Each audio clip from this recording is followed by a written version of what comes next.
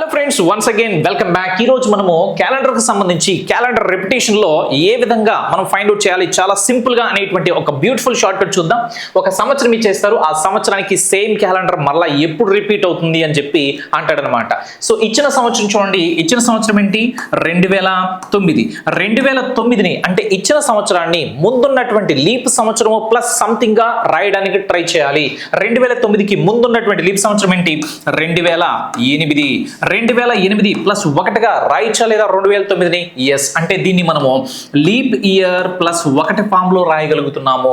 ఇచ్చిన సంవత్సరాన్ని గనక లీప్ ఇయర్ ప్లస్ 1 ఫామ్ లో గనక రాయగలిగితే జస్ట్ సింప్లీ 6 సంవత్సరాలని కలిపేశారు అంటే ఇచ్చిన సంవత్సరానికి మీ ఆన్సర్ వచ్చేస్తుంది. 2009 ప్లస్ ఒక 6 ఎంత?